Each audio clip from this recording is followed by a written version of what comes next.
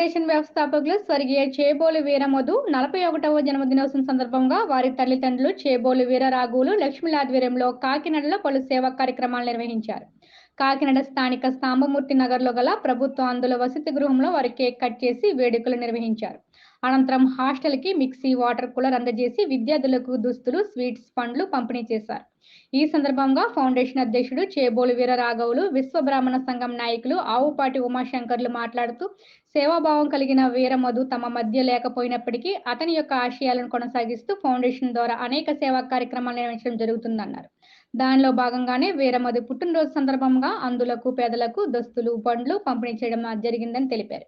భవిష్యత్తులో తమ ఫౌండేషన్ ద్వారా అనేక సేవా కార్యక్రమాలు నెరవేరుస్తామని పేర్కొన్నారు. ఈ కార్యక్రమంలో కుటుంబ సభ్యులు అరుణ, వాసు, త్రివేణి, ఉదయ్, లావణ్య, విశ్వబ్రాహ్మణ సంఘం నాయకులు చెల్లూరి సత్యనారాయణ, స్వర్ణకర సంఘం అధ్యక్షులు అరటికట్ల రాంబాబు, చేబోలు కృష్ణ, ఫౌండేషన్ సభ్యులు శ్రీనివాస్, కాకరపల్లి హరినాథ్, నల్లమాటి సురేష్, కె గణేష్ తదితరులు పాల్గొన్నారు. చేబోలు వీరమధు గారు కీర్తి చేసులు వారు జ్ఞాపకార్థం అందుల పాఠశాలలో చేబోలు వీరరావు గారు, పోలాలక్ష్మి గారు ఆధ్వర్యంలో కుటుంబ సభ్యులందరూ ఆధ్వర్యంలో ఆకాంక్ష ఫౌండేషన్ వారి ఆధ్వర్యంలో కూడా మేమందరూ కూడా ఇక్కడికి కుటుంబ సభ్యులు, బంధువులు, మిత్రులు, శ్రేయోభిలాసులు అందరూ కూడా మధు గారు అభిమానులు అందరూ ఈరోజు ఇక్కడికి హాజరవడం జరిగింది.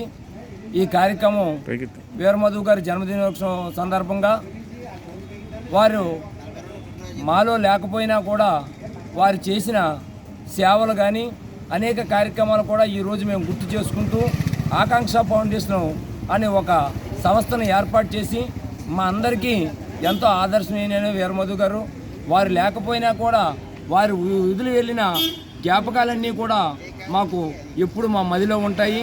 ఈరోజు వారి 41వ జన్మదినోత్సవ సందర్భంగా మేమందరం కూడా ఇక్కడ హాజరయ్యి ఈ రోజుని వీరికి అందరికీ కూడా మేము బట్టలు పంపిణీ చేయడం జరిగింది.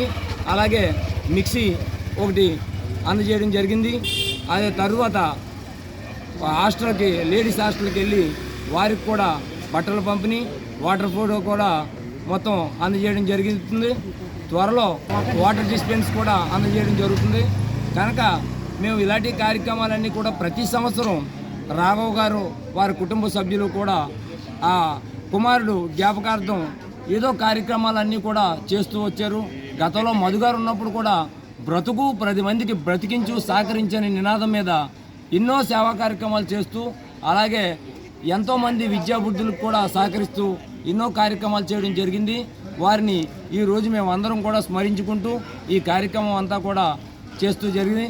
మధు మా పెద్ద అబ్బాయి కానీ ఎన్నో మంచి కార్యక్రమాలు చాలా ఆకర్షిస్తని ప్రతి సంవత్సరం ఎదురు చేసేవాడు. నవ్వుతా అందరితో కూడా చాలా అందరితో కూడా మాట్లాడేవాడు. ప్రతి ఊళ్ళో కూడా ఆకరించి మంచి పేరు సంపాదించాడు. కానీ అలాంటి అబ్బాయి నాకు ఇప్పుడు జన్మెత్తినా కూడా నాకు ఉండదు. కానీ ఏంటంటే ఆ అబ్బాయి చాలా మంచి పనులు ప్రతి సంవత్సరం దాటలు తీసుకురావడం, అప్పుల్లో దాటలు తీసుకురావడం, బ్యాంకులు పంచివ్వడం, విద్యార్థులు అన్నీ ఉపకారాలే చేశాడు.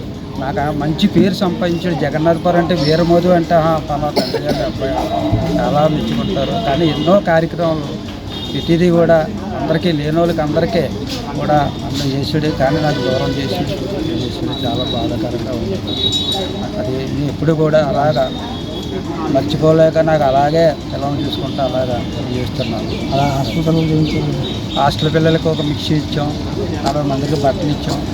అక్కడేమో లేడీస్ ఏమో వాటర్ ఫిల్టర్ కూడా ఇచ్చాం. ఆ జ్ఞాపకాలు